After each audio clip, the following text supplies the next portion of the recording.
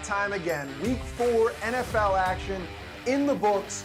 I'm Kenny C. Welcome back to the Kenny C Show. For those that have not hit that subscribe button yet, you will want to do so because I keep that energy, I keep it entertaining, informative, and I ask for your opinions at any and all times in the comment section. So hit the subscribe button because the football content is coming all season long. Click the button. It's so easy to do, but it helps so immensely. Week 4, Dunzo. We're on to week 5. We had a doubleheader on Monday night. In this episode, I'm going to give you guys my winners and losers. Week 4 winners and losers, because we got to talk about it after 4 weeks. We have a few 0-4 teams. The New York Jets, the New Orleans Saints, and another bottom feeder, the Tennessee Titans with a rookie quarterback and Cam Ward at the helm. Because we got to start with the winners, because we've got to keep things positive here. I am from New York. I'm a Packers fan from New York. I do support the Jets as my New York team. For those that have watched these videos and have watched my stuff and subscribed, I'm sorry for being redundant, but for those that are new to the channel, I got to get it out there. I'm a Packers fan. I have a New York allegiance to the Jets. They're in the AFC, no competition. But we're going to talk about New York Giants. Being as I am from New York, we've got to talk about the New York teams. But I'm not just talking about them to talk about them. They are a real winner this week, in my opinion, because Jackson Dart has revitalized the fan base with his debut against the 3-0 Chargers team, who is very well coached. Justin Herbert was not able to get it done against Big Blue. And it's predominantly because of what the Giants were able to do offensively. Jackson Dart is a winner for me this week. The Giants are a winner, but more specifically, Jackson Dart is a winner because he got in there, immediately made an impact, immediately was an upgrade over Russell Wilson, and got the 21-18 W at MetLife Stadium in front of the home fans. You could argue as well that the Giants are a loser because they lost their number one, their top dog, Malik Neighbors, to the year for an ACL injury. The MetLife turf, how many more people have to get hurt before the MetLife turf is abolished? Use a grass field. It's so simple, but yet they have not done it yet. The New York Jets and the New York Giants have not done it yet. How many more injuries do we have to see Malik Neighbors done for the year? So that's going to stunt your quarterback's growth, your rookie quarterback. You want to see what you have in your quarterback when his offense is at full health and he has his number one weapon. Now, Wan'Dale Robinson is going to have to step up. Darius Slayton, Jalen Hyatt, Theo Johnson at the tight end position. They're all going to have to elevate their play for the young quarterback, Jackson Dart. But in this game, 13 for 20, 111 yards, a touchdown through the air, and a rushing touchdown. I watched the film. NFL Pro, shout out to NFL Pro. $100 for the year. You get full unlimited access to all the next gen stats and all of the film from any and all games. You can hone in on players. You can watch the game in totality. It's awesome. You guys got to check it out. I watched the film on Jackson Dart. A couple things that popped out to me immediately was his ability to step up in the pocket when pressure was closing in on him. I liked his footwork, kept the feet moving, quick feet, and if the throw is not there, he got out of harm's way and took off with his legs. Now, I will say, 10 carries, 54 yards, or 10 scrambles, 54 yards, and a touchdown for Dart. That first drive was electric. The fan base was probably thinking, we got our guy. I will say this, he's got to be careful with putting his body in harm's way. On that long scamper that he had, he was hit hard and he hurt the hamstring on it. Instead of sliding, going down, Brian Dable, you saw him getting in his ear, like when he nearly fumbled on that one scramble as well, Dable's like, just slide. He's got to slide because now you have a quarterback. Russell Wilson had to come into this game because Dart messed up the hamstring. It's unclear how severe of a hamstring injury it is. Hopefully for Giants fans, it's not a long timetable for him. And hopefully it's just some minor thing, but the point is you got to slide. So that's the one knock that I would have on him. But I liked his footwork. I liked his progressions. I liked how he went through his progressions, was able to find his guy, and he could have had 2 more touchdowns in this game. The Giants on the third drive were on the goal line. They had to end up settling for a field goal. I think they were on the 3-yard line. And then Greg Van Roten gets a false start, backs them up. They run the ball a couple times with Scatterbo. he gets stuffed. They end up settling for a field goal. They could have had a touchdown there. Who knows? Maybe Dart would have scrambled in for another one. Then on the ensuing drive, on drive number 4, if Darius Slayton doesn't get held, he probably gets a touchdown on the throw by Dart into the end zone. So he gets held there. They end up settling for 3 on that one. Wan'Dale Robinson had a drop in the end zone. So really, Dart could have had potentially 4 total touchdowns in this game. But Wan'Dale, he got hit pretty hard by the safety on that play. But in the NFL, if the ball hits your hands, you got to come down with it. You got to find a way to come down with it. But nonetheless, a really good start. I really like what I saw from Dart, handling the pressure dialed up from defensive coordinator Jesse Minter on the other side of things. Now, Tuipulotu, he got his. He got after it. The third-year linebacker, third-year edge rusher, he got after it. He had 4 sacks in this game, 3 on Dart, 1 on Russell Wilson, and then you also had Henley providing a lot of pressure off the edge, and Bud Dupree, the old vet. So for the pressure that Dart faced, I think he handled it really well. He ended up with a 96 passer rating in this game. Giants fans, this is a W. You have something to look forward to with this kid Jackson Dart. He's just got to stay healthy. Moving right along here.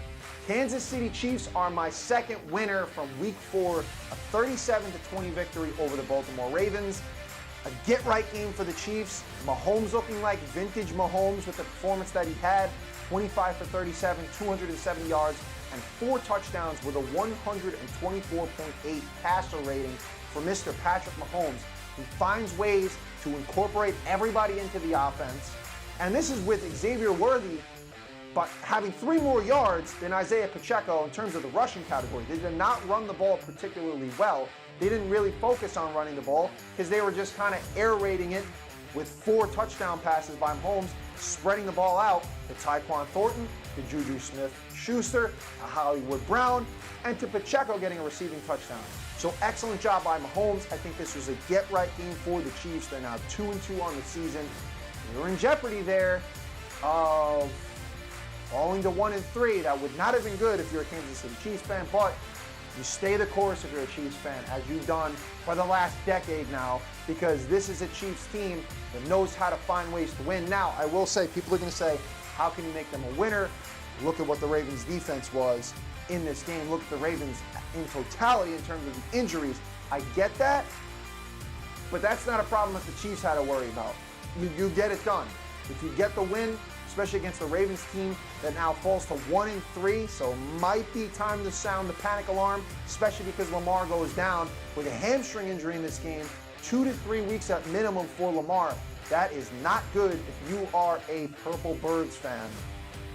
Lamar in this game, he struggled immensely. A fumble, 3 turnover on downs for the offense, and an interception. Leo Chenal, that was a sick grab that he had in this game covering Mark Andrews. But Lamar did not have a good game. He gets hurt in the game. You lost in this game alone. Ronnie Stanley goes down. Lamar goes down. Linebacker Roquan Smith goes down. You had both of your cornerbacks in Marlon Humphrey and Nate Wiggins get hurt in this game. Mind you, the Ravens went into this game with Justin Madubuike done for the year. Broderick Washington's on the IR. Kyle Van Noy was out. And Travis Jones, your big D tackle, did not play as well. So you had a number of key starters on the defensive side of things for the Ravens in this game that did not play, and it severely hindered them. They now are 1-3, so I could lump the Ravens into my loser category, but we're talking about winners. I'm going to give the Chiefs a win. They are one of my winners from this week. Now let's get into those aforementioned losers. And now it's time to get into the losers. Thank you very much. I'm sporting the Micah Parsons jersey. Shout out to my guy Jay, who bought it for me for my birthday. My loser here, my first loser, is the Green Bay Packers defense. They end up tying the Dallas Cowboys in a 40-40 overtime thriller, and they should have lost this game in several different ways. They should have lost this game, but I'll settle for a tie, and I'm sure my Cheeseheads out there will agree. You'll take a tie over a loss. But in this game, the Packers defense was not good. You allowed a 40 spot on your head, and I'm going to focus in right now primarily on my biggest loser from the game. And I know it's a team sport, but Carrington Valentine got absolutely torched in this game. He let George Pickens and Devontae Turpin do whatever the hell they wanted. The Packers, with a very soft zone coverage. Jeff Hafley, I thought he should have adjusted more in this game because the zone, the fact of the matter is, it was not working. Dak Prescott in this game against the Packers zone coverage, 294 yards and 3 touchdowns. It just simply was not working. And Carrington Valentine in this ball game, 6 receptions allowed, 84 yards and a touchdown. He allowed Dak, against him, to have a 158.3 passer rating allowed. That is just not going to get it done. Valentine has got to play better. I know Hobbs was evaluated for a concussion in this game, but he did come back in. Keyshawn Nixon, and I'm sitting here saying I'm not trying to single out Valentine because the secondary as a whole did not play particularly well, but I am trying to hone in on Valentine because he was just glaring off the page. I went back and I watched the film because watching it in real time, I'm like, Valentine is struggling mightily today, or tonight, I should say. So I had to go watch the film in him, and sure enough, he just did not have a good ball game. The touchdown that Pickens had at the back end of the half, we'll get into Micah Parsons here. Micah Parsons, 7 pressures in the game with a sack. The highest rating per PFF from Sunday out of every player on defense. He had the highest PFF grade. 7 pressures and a sack from Micah Parsons. A lot of people say, well, this was his chance. This was Micah's chance at revenge. He was going to get revenge on Jerry here and really get after it. Well, his presence was felt, but there's not a single quarterback right now that is better against pressure through 4 weeks than Dak Prescott. Any other quarterback not named Dak or Matthew Stafford, because Stafford is the 2nd highest graded quarterback against pressure this season. Any other quarterback outside of those two would have folded like a cheap suit with how the Packers were dialing up Rashawn Gary off the edge. Parsons, Lucas Van Ness, they were getting after it, but as soon as they were right there, every single time Dak Prescott was able to get the ball off. He was awesome against pressure in this game. 319 total yards and 3 touchdowns by Dak. An absolute masterclass. And I thought the right guard TJ Bass and the bookends in Terrence Steele and Tyler Guyton did a really good job against Micah Parsons.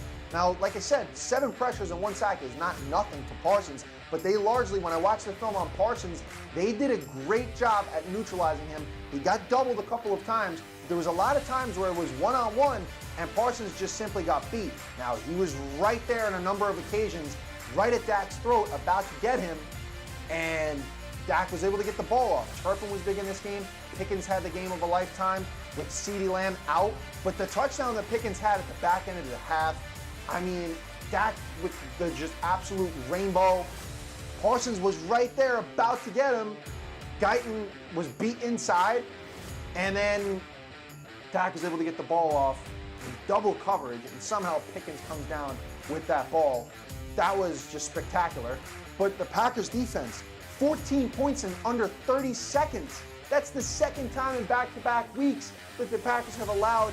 They allowed 10 points last week in that same time frame, and then 14 at the end of the half. So instead of going into the half up 13-2, the Packers trail at the half 16-13. Love, I thought, had a really good game. 337 passing yards with 3 touchdowns. He was very efficient. He stepped up when it mattered most, especially on that 4th down pass to Golden in the overtime to keep the drive alive. But in this game, it really was about the defense just not doing their job and letting Dak do whatever the hell he wanted, not being able to get there. The pressure did not get there. And it seems like every time there's a fumble, the Packers are never able to recover the damn thing. But in this game, it came down to the Packers defense faltering and some offensive miscues at the end of that game. That was scary. When there was 1:20 left in overtime, I'm like, the Packers are moving very slowly here. We got to pick up the pace. And sure enough, it comes down to 1 second left on the clock. And then they jack up the field goal. McManus splits the uprights, and we end this game in a tie. But the Packers defense just not good. And for all those people that are like, well, the Packers through 2 weeks, everybody said the Packers are the best team in the league. this, that, and the third, Super Bowl favorites. I'm not one of those people. Through 2 weeks of football, you shouldn't be running your mouth. If you were a Packer fan and you were, that's on you. Rasheed Walker shouldn't have been running his mouth. This Packers defense needs to get right. Going to the bye, they got to watch some film and they got to get things right, because you can't, if you want to make it deep in this league and you want to make a deep playoff push, and you want to hopefully finish as the 1 seed, which the Eagles look dynamite right now, so that's going to be tough to do. You got to tighten things up defensively for sure. But let's move right on along here to the second loser from Week 4. The Baltimore Ravens were a consideration here. I also could have talked about the Titans being as their 0-4, but I'm going to go with the New York Jets. And if you've watched this channel through Week 1 till now, you'll be like, well, this guy talks about the Jets a lot. I mean, yeah, because it's glaring off the page to talk about. They're now 0-4 for the first time since they had Adam Gase as their head coach, and they looked downright terrible in terms of discipline. Aaron Glenn is supposed to bring that camaraderie and that we will play disciplined football, and yet in this game, the Jets had 13 penalties for 101 yards. Allow me to enlighten you with a couple of glaring stats here in the Jets' 27-21 loss to the 0-3 Miami Dolphins. The Dolphins get their first win of the season against the Jets. This was supposed to be the Jets' get-right game, and yet these stats come off of the page. The New York Jets had 9 offensive penalties in this game. That is the second most in a game for the Jets in 25 years. The Jets have averaged 8 penalties a game since 2023. That is far and away the worst in the league in that span. They have committed the most penalties in all of football since 2023, and they are the 5th team in 90 years to be 0-4 with 0 takeaways. That is a testament to how bad this defense has been. Brandon Stevens had another bad game. Michael Carter, who got hurt in this game, had a very bad game. The entire Jets secondary was terrible in this ball game. And the tackling, Jamie Sherwood, you better be hitting the tackling dummy all week. The Jets should be in full pads today following their Monday night game, because they could not tackle a 6-year-old playing pee-wee football. They were terrible. The missed tackles and the penalties need to be cleaned up. You gave an opposing offense, or rather you gave up 101 total yards because of penalties. That is downright awful. And since we're talking about the penalties, don't get me wrong, Jets fans, the refs were horrific. They were abhorrent in this game with the missed calls.